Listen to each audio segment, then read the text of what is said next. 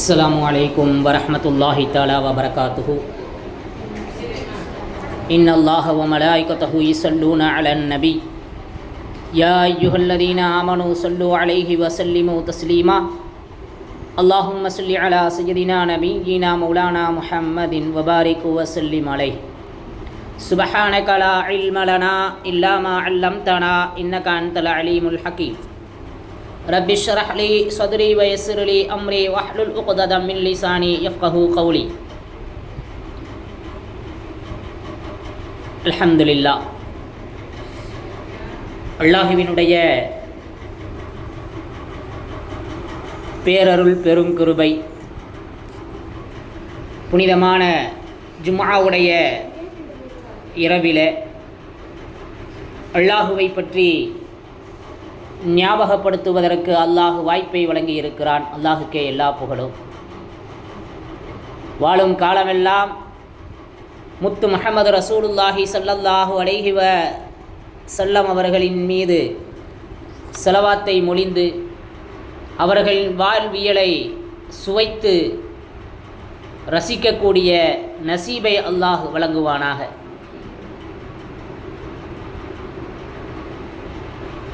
பேரருளாளன் ஷேக்மார்களினுடைய தொடர்போடு அல்லாஹுவை நினைவு கூர்ந்து வாழக்கூடிய பக்குவத்தையும் அல்லாஹ் வழங்குவானாக. அன்பிற்குரிய மாணவ கண்மணிகளே, தாய்மார்களே, ஒவ்வொரு வாரமும் வியாழக்கிழமை அல்லாஹுவை ஞாபகப்படுத்தப்படுகிறது. அல்லாஹுவை ஞாபகப்படுத்துவதின் மூலமாக நமது வாழ்க்கையிலே அன்பும் அமைதியும் கிடைக்கும் என்பதில் எந்த சந்தேகமும் இல்லை. உணவிற்கு உப்பு எப்படி அவசியமோ, உப்பில்லா பண்டம் குப்பையில் என்று சொல்வதைப் போல வாழ்விலே ஈமான் மிகவும் முக்கியம். ஈமான் இல்லை என்று சொன்னால், ஈமான் இல்லாமல் எந்த உயர்ந்த நிலைக்கு சென்றாலும், எவ்வளவு செல்வங்களை சம்பாதித்தாலும் அது உப்பில்லா பண்டம் போல. அது ருசிக்காது, அதில் அமைதி கிடைக்காது, அதில் இனிமை இருக்காது. எனவே வாழ்க்கையினுடைய ஓட்டத்தில், வாழ்க்கையினுடைய சக்கர சுழற்சியில் அமைதியையும் அன்பையும் நிம்மதியையும் தருவதுதான் இறைவனினுடைய விக்ருகள், இறைவனை நினைப்பது. அப்படி அல்லாஹுவை நினைக்கும் போது நமது வாழ்வு மெருகேறுகிறது. ஆக அன்பிற்குரியவர்களே, எனவே நமது தேவைகளை நிறைவேற்றுபவன் அல்லாஹ் என்ற அந்த சிந்தனையை நாம் உள்ளத்தில் ஆழ பதிய வைக்கும் போது உலகத்தின் மீதுண்டான ஈர்ப்பு குறைந்து, உலக வஸ்துக்களின் மீதுண்டான நேசம் குறைந்து, ஷைத்தானிய சூழ்ச்சிகளில் இருந்து பாதுகாக்கப்படுகிறோம். அன்பிற்குரியவர்களே, நாமெல்லாம் மதரசாவுக்கு வர்றோம். நீண்ட கால மதரசாவினுடைய தொடர்பில் இருக்கிறோம். பல நேரங்களில் அல்லாஹுவை மறந்தவர்களாக ஆயிடுறோம். சில நேரங்களில் சில பிள்ளைங்க அல்லாஹுவை ஞாபகப்படுத்துகிறவங்களாகவும் இருக்கிறாங்கங்கிறது மகிழ்ச்சி. அன்பிற்குரியவர்களே, அந்த அடிப்படையில் நாம் எந்த அளவிற்கு அல்லாஹுவை நினைவு கூறுபவர்களாக இருக்கிறோம் என்று யோசிப்பதற்கு கடமைப்பட்டிருக்கின்றோம்.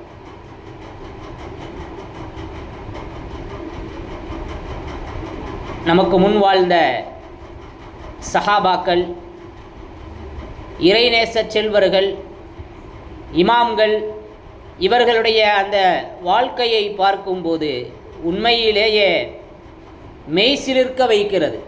எந்த அளவிற்கு அல்லாஹுவினுடைய வல்லமையின் மீது, அல்லாஹுவின் மீது ஈமானோடு அன்போடு இருந்திருக்கிறார்கள் என்று உண்மையிலேயே அது நமக்கு மெய்சிலிர்ப்பை ஏற்படுத்துகிறது. அவர்களெல்லாம் இறைவனுக்காகவே வாழ்ந்திருக்கிறார்கள். அவர்களெல்லாம் இறைவனின் மீதே முழு தவக்குலையும் வைத்திருக்கிறார்கள். அன்பிற்குரியவர்களே, ரசூலுல்லாஹி ஸல்லல்லாஹு அலைஹி வ ஸல்லம் அவர்களும் ஒரு அற்புதமான வழிகாட்டுதலை நமக்கு வழங்கியிருக்கிறாங்க.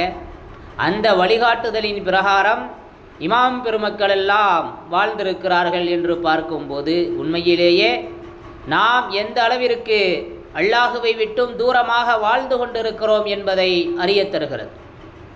இன்னல்லாஹ யர்ஸுகு மன் யஷா பிகைரி ஹிசாப். அல்லாஹ் குர்ஆனில் சொல்லுவான், இன்னல்லாஹ யர்ஸுகு மன் யஷா, அல்லாஹ் தன் நாடியவர்களுக்கு ரிசுக்கை வழங்குகிறான்.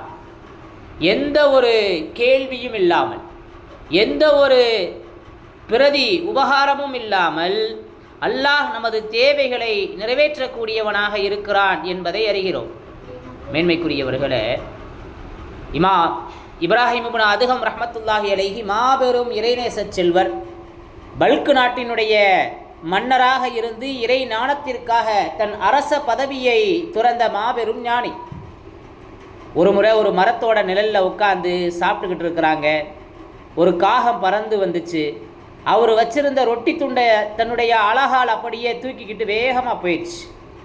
இவருக்கு ஆச்சரியமாயிருச்சு, இந்த காகம் ஏன் இப்படி செஞ்சிச்சு?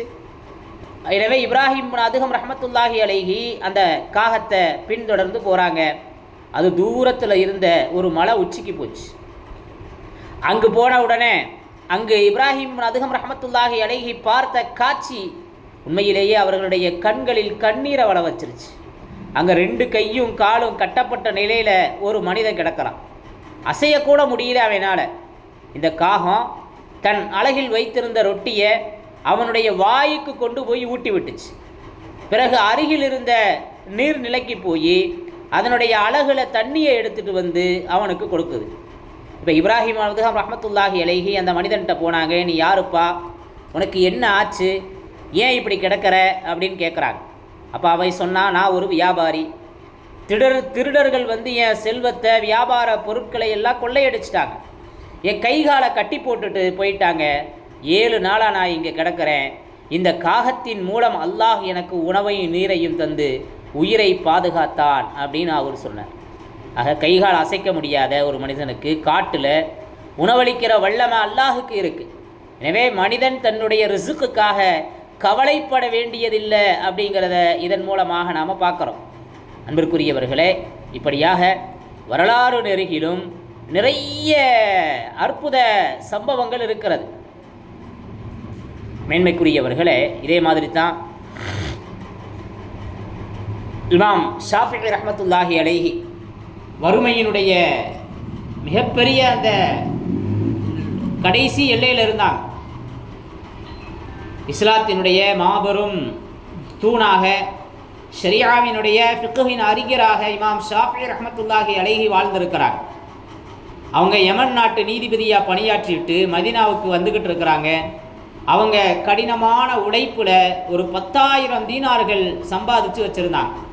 அந்த காலத்தில் 10,000 தீனார் அப்படிங்கிறது மிகப்பெரிய சொத்து. இப்போ அவங்க குடும்ப வறுமையில் இருக்கிறதுனால இந்த பணத்தை வைத்து என்ன செய்வோம், நம்ம குடும்பத்தோட வறுமையை நீக்குவோம் அப்படின்னு மகிழ்ச்சியாக வந்துக்கிட்டு இருக்கிறாங்க. நாட்டினுடைய எல்லைக்குள்ளே வர்றாங்க. நகரோட எல்லையில் ஒரு ஏழை கூட்டம் வறுமையில் வாடுறதை பார்க்குறாங்க. அவர்களோட பசி, அவர்களுடைய கிழிந்த ஆடை இமாமோட உள்ளத்தை உலுக்கிருச்சு. தான் கஷ்டப்பட்டு சம்பாதிச்ச தன்னுடைய குடும்பத்தின் வறுமையை போக்க வச்சுருந்த அந்த 10,000 தங்க காசுகளையும் அந்த இடத்துலையே ஏழைகளுக்கு அள்ளி கொடுத்துட்டாங்க. மதீனாவுக்குள்ள நுழையில அவங்கள்ட்ட ஒரு காசு கூட இல்லை. இப்போ மக்கள்லாம் கேட்குறாங்க, இமாம் அவர்களே, குடும்ப வறுமையில் இருக்குது, இப்படி எல்லா தங்க காசுகளையும் வறுமையில் குடும்பம் இருக்கையில் இப்படி கொடுக்கலாமா அப்படின்னு கேட்ட உடனே அவங்க சொன்னாங்க, பணத்தை என் கையில் வச்சுருக்கிறத விட அனைத்தையும் படைத்த அல்லாஹ்வுடைய கஜானால ஏழைகளுக்கு கொடுக்கறது மூலம் சேமித்து வைக்கிறதைத்தான் நான் விரும்புகிறேன். அதுதான் என் உள்ளமும் விரும்புது. வறுமையை தருபவனும் அவனே, செல்வத்தை வழங்குபவனும் அவனே அப்படின்னு சொல்லி அவங்க என்ன செஞ்சாங்க, அல்லாஹுவின் மீது தவக்குல் வச்சாங்க. ரிசுக்கை அளிக்கிறவன் அல்லாஹ் அப்படிங்கிறத ஆழமாக நம்பினாங்க. அன்பிற்குரியவர்களே, நமக்கான ரிசுக்கை தருபவன் யார் என்று நாம் யோசிக்கணும். நம்ம ஹஜ்ஜுக்கு போகையில் கூட நிறைய பேரோட கேள்வி இப்படித்தான் இருந்துச்சு, இப்பயே ஹஜ்ஜுக்கு போகணுமா, இப்பயே ஹஜ்ஜுக்கு போகணுமா, இப்பயே என்ன அவசரம், என்ன தேவை இருக்குது, பொம்பளை பிள்ளைங்க இருக்குது, அதற்குரிய தேவைகள் இருக்கும்போது அதை நிறைவேற்றுறது தான் ஹஜ்ஜு. நிறைய படிக்காத மேதைன்னு சொல்கிற மாதிரி கற்காத மார்க்க அறிஞர்கள் நிறைய பேர் இப்படி தான் சொல்லுவாங்க, ஹஜ்ஜுக்கு போகிறத விட பெண்ணுடைய காரியத்தை நிறைவேற்றுவது மாபெரும் ஹஜ்ஜு அப்படின்னு சொல்லுவாங்க. ஆனால் ஹஜ்ஜு வேறு, பெண்ணுடைய காரியங்களை நிறைவேற்றுவதுங்கிறது வேறு. ஹஜ்ஜுங்கிறது அல்லாஹ்வுடைய விருந்து, ஹஜ்ஜுங்கிறது அல்லாஹ்வுடைய அழைப்பு. அந்த அழைப்பை நாம் புறந்தல்லாமல் இருக்கும்போது அல்லாஹ் மிகப்பெரிய ரிஸ்கை வழங்கிடுவான், நம்ம தேவை எல்லாத்தையும் நிறைவேற்றிடுவான். நிறைய பேர் தப்பாக விளங்கிக்கிட்டு இருக்கிறாங்க. ஹஜ்ஜு கடமையாயிருச்சுன்னு சொன்னால் அவர் ஹஜ்ஜத்தான் நிறைவேற்றணும், பெண்ணின் திருமணம் இருக்குது அப்படிங்கிறத சொல்லி ஹஜ்ஜு கடமையை என்ன செய்ய முடியாது, தள்ளி போட முடியாது. அப்படித்தான் ஹாத்திம் அல் அஸம் ரஹ்மத்துல்லாஹி அலைஹி ஹஜ்ஜு பயணம் போகணும்னு அவங்களுக்கு ரொம்ப ஆசை. இஸ்லாமிய வரலாற்றில் வாழ்ந்த மிகப்பெரிய ஞானி, ஒரு மிகப்பெரிய இறைநேசர், ஆனால் ஏழ்மையானவங்க. ஒரு வருஷம் ஹஜ்ஜு செய்கிற காலம் வந்துச்சு, ஹஜ்ஜுக்கு போகணுங்கிற ஆசை ரொம்ப வந்துருச்சு. பணம் இல்லை, காசு இல்லை, வீட்டில் மனைவி பிள்ளைகளுக்கு உணவு வாங்கிறதுக்கு கூட காசு இல்லை, கவலையாக இருக்கிறாங்க. இப்போ வீட்டில் அவருடைய மகள் வந்து தந்தையிட்ட கேட்டாங்க, தந்தையே என்ன கவலை, ஏன் கவலைப்படுறீங்க, நீங்கள் தாராளமாக ஹஜ்ஜுக்கு போயிட்டு வாங்க. ஹாத்திம் ரஹ்மத்துல்லாஹி அலைஹி சொன்னாங்க, மகளே நான் போன பின்னாடி உங்களுக்கு யார் உணவளிக்கிறது, நான் போன பின்னாடி உங்களுக்கு யார் உணவளிக்கிறது, வாழ்வாதாரத்துக்கு என்ன செய்வீங்க அப்படின்னு கேட்டாங்க. அப்போ அந்த மக சொன்னா, இந்த பிரபஞ்சத்தினுடைய ரகசியத்தை உள்ளடக்கிய ஒரு மாபெரும் ஞான கருத்தை அந்த பிள்ளை சொல்லிச்சு. அருமை தந்தையே, நீங்கள் எங்களுக்கு உணவளிக்கிறவங்க இல்லை, நீங்கள் எங்களுக்கு ராசிக்கு இல்லை, நீங்கள் உணவை கொண்டு வரும் தருவதற்கான ஒரு காரணம், ஒரு சபபு. உணவளிக்கிறவன் யாரு? அல்லாஹ். மதரசாவினுடைய வெளிப்பாடு. உணவளிக்கிறவன் யாரு? அல்லாஹ். அற்புதமான கருத்தை பிள்ளைங்க உள்ளத்தில் அல்லாஹ் பதிய வச்சிருக்கா. அல்லாஹுக்கே எல்லா புகழும். அப்போ ரிஸ்க் அளிக்கிறவன் யாரு? அல்லாஹ். நீங்கள் யாரு? அதை கொண்டு வந்து தருவதற்கான ஒரு காரணம், சபபு. உணவை கொண்டு வந்து கொடுக்கிறவரு தற்காலிகமாக பிரிஞ்சு போகிறதுனால நாங்கள் கவலைப்பட வேண்டியதில்லை, நாங்கள் பயப்பட வேண்டியதில்லை. நீங்கள் என்ன செய்யுங்க, தாராளமாக ஹஜ்ஜுக்கு போயிட்டு வாங்கன்னு சொல்லிட்டாங்க. ஒரு அற்புதமான கருத்தை இந்த பிள்ளை சொல்லிச்சு. ஹாத்திம் அஸம் ரஹ்மத்துல்லாஹி அலைஹி சில நாட்களில் கொஞ்ச நாளைக்கு தேவையான உணவை ஏற்பாடு செஞ்சு வச்சுட்டு அல்லாஹுவின் மீது தவக்குல் வச்சு ஹஜ்ஜுக்கு போயிட்டாங்க. சில நாட்கள் போச்சு, வீட்டில் இருந்த எல்லா உணவும் தீர்ந்து போச்சு. பசி வயிற்றை கிள்ளுது. தாய், எல்லா பிள்ளைங்க, அந்த உடன்பிறப்புகள் எல்லாரும் மகளை கோவிச்சுக்கிட்டாங்க. உன் பேச்சை கேட்டு தான் தந்தையை அனுப்பிட்டோம், இப்போ பசியில் வாடிக்கிட்டு இருக்கிறோம், பசியில் தவிக்கிறோம். இப்போ அந்த மக அழுகாமல், யா அல்லாஹ் நீ தான் எங்களை பாதுகாப்பவன், நீ தான் எங்களுக்கு ரிசுக் அளிக்கிறவன், எங்களுக்கு ரிசுக்கை கொடுன்னு துவா செஞ்சாங்க அந்த பிள்ளை. இப்போ அந்த நேரத்தில் நாட்டோட மன்னர் வேட்டையாட போனார். வழியில் அவருக்கு கடுமையான தாகம் ஏற்பட்டுச்சு. தண்ணீருக்காக வீரர்களை அனுப்புகிறார். வீரர்கள் என்ன செஞ்சாங்க, அப்படியே தண்ணியை தேடி வர்றாங்க. பக்கத்தில் ஹாத்திம் அல் அஸம் ரஹ்மத்துல்லாஹி அலைஹியினுடைய வீட்டு கதவை தட்டுறாங்க. ஹாத்திம் அஸம் ரஹ்மத்துல்லாஹி அலைஹியினுடைய குடும்பத்தர் அப்படிங்கிறதுனால வீட்டில் தூய்மையான தண்ணீர் இருக்கிற பாத்திரத்தை கொடுத்து அனுப்பினாங்க வீரர்கள்ட்ட. இப்போ மன்னர்கிட்ட அந்த தண்ணீரை கொண்டு வந்து கொடுக்குறாங்க. அவர் தாகம் தீர என்ன செஞ்சார், அந்த தண்ணியை குடித்தார். உள்ளமும் குளிர்ந்துச்சு. இது யாருடைய வீடு அப்படின்னு மன்னர் கேட்டார். அப்போ அந்த அரச வீரர்கள்லாம் சொன்னாங்க, இது மாபெரும் ஞானி ஹாத்திம் அல் அஸம் அவர்களோட வீடு, அவர் ஹஜ்ஜுக்கு போயிருக்கிறாரே அப்படின்னு மன்னர் சொன்னார். ஆமாம், வீட்டில் இருக்கிறவங்கள்லாம் வறுமையில் இருக்கிறாங்க, பசியில் இருக்கிறாங்க, சிரமத்தில் இருக்கிறாங்க அப்படின்னு அந்த இராணுவ வீரர்கள்லாம் என்ன செஞ்சாங்க, மன்னர்கிட்ட சொன்னாங்க. உடனே ஒரு ஞானியினுடைய வீட்டில் தண்ணி குடிச்சிருக்கிறோம், ஒரு மாபெரும் இறைநேசருடைய வீட்டில் தண்ணி குடிச்சிருக்கிறோம், அதற்கு நாம் நன்றி செலுத்தணும், என்னையை பின்பற்றுபவங்களும் என்னையை போலையே செய்யட்டும்னு சொல்லிட்டு அவங்கள்ட்ட அரசர்கிட்ட இருந்த தங்க காசு நிறைஞ்ச ஒரு பைய அந்த வீட்டோட வாசலில் வீசி எறிஞ்சார். இதை பார்த்த அரசர்களும் அதிகாரிகளும் அவங்க கொண்டு வந்த தங்க காசுகளை எல்லாத்தையும் என்ன செஞ்சாங்க, வெள்ளிக்காசுகள்லாம் வீட்டோட வாசலில் கொட்டினாங்க. சில நிமிடங்களில் அந்த குடும்பத்தில் மிகப்பெரிய செல்வம் சேர்ந்துருச்சு. ஆயுளுக்கும் அவர்களுடைய வறுமை தீர்வதற்கான மாபெரும் ஏற்பாடாக இருந்துச்சு. குடும்பத்தில் இருக்கிற எல்லாருக்கும் என்னாச்சு, மகிழ்ச்சி ஏற்பட்டுச்சு, சந்தோஷம் ஏற்பட்டுச்சு. ஆனால் அந்த இளம் மகள் தந்தையை ஹஜ்ஜுக்கு அனுப்பி வச்சா இல்லையா, அந்த பிள்ளை மட்டும் உட்காந்து ஒரு மூலையில் தேம்பி தேம்பி அழுகுது. இப்போ தாய் கேட்டாங்க, ஏமா அழுகிற? அல்லாதான் நமக்கு செல்வத்தை தந்துட்டானே அப்படின்னு சொன்ன உடனே அந்த மகள் கண்ணீரோடு தந்த அந்த வார்த்தைகள் உண்மையிலேயே பொன் எழுத்துக்களால் பதிக்கப்பட வேண்டியது. அம்மா, நான் மகிழ்ச்சியில் அழுகிறேன், நான் மகிழ்ச்சியில் அழுகிறேன்.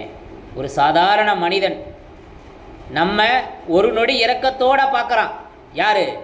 அரசர். ஒரு மனுஷன் நம்மை இரக்கத்தோடு பார்த்தான், நம்முடைய வறுமை நீங்கிருச்சு, இவ்வளவு செல்வங்கள் கிடச்சிருச்சு.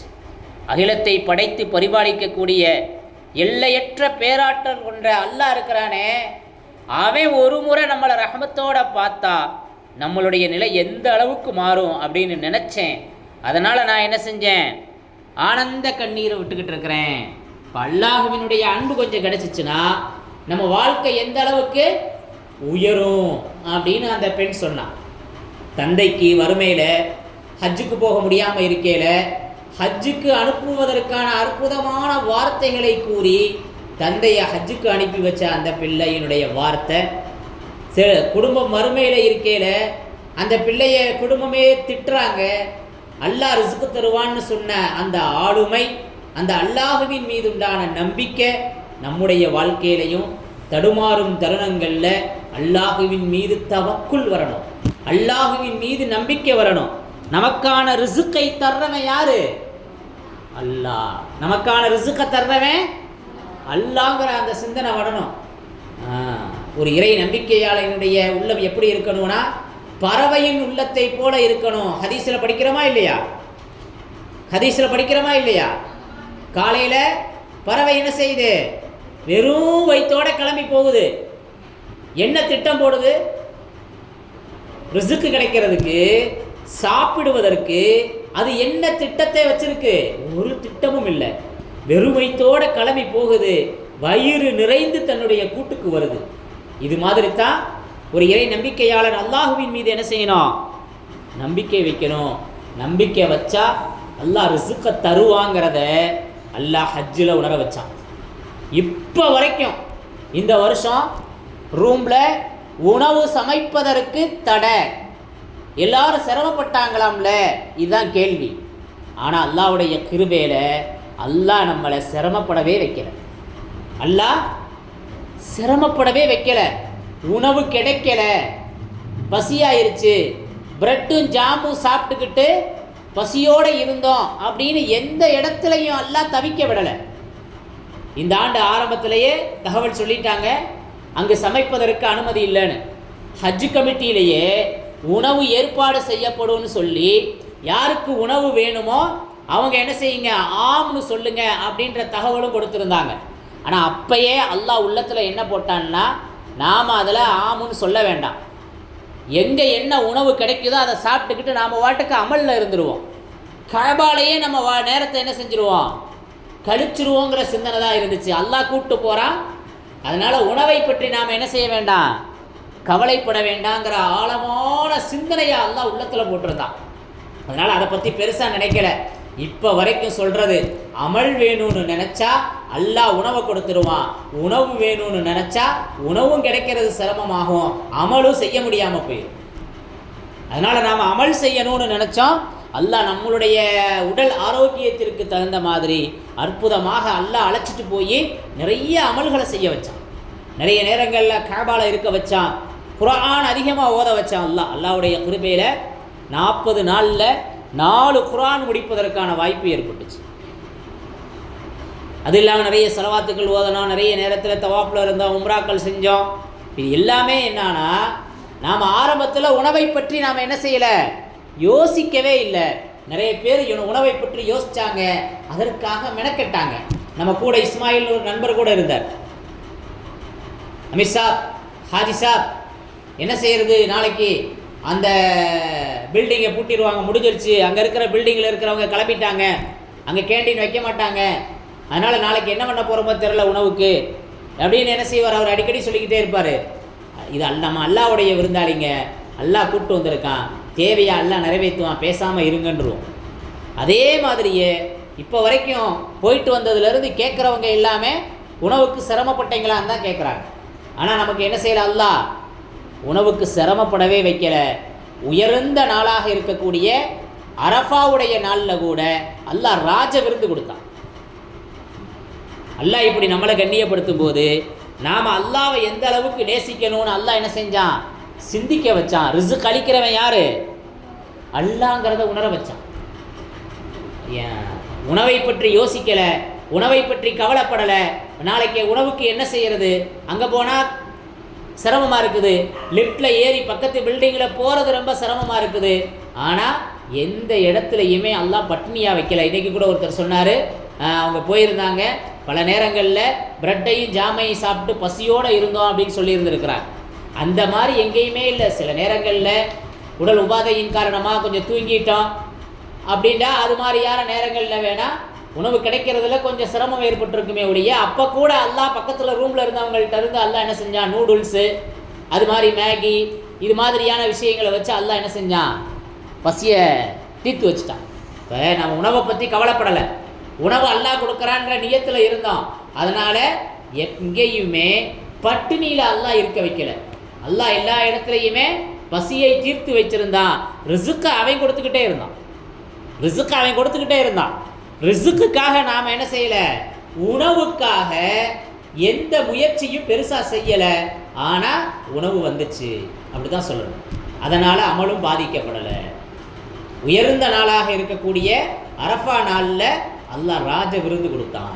சவுதியினுடைய உயர்தரமான அந்த பிரியாணி சாப்பாடு, ஆட்டினுடைய அப்படியே முழு சப்பையோட ஒரு கால் ஒரு பகுதியோட கிட்டத்தட்ட அதை 15 பேர் சாப்பிட்டோம். ஆனால் என்ன செய்யலை, அது தீரலை.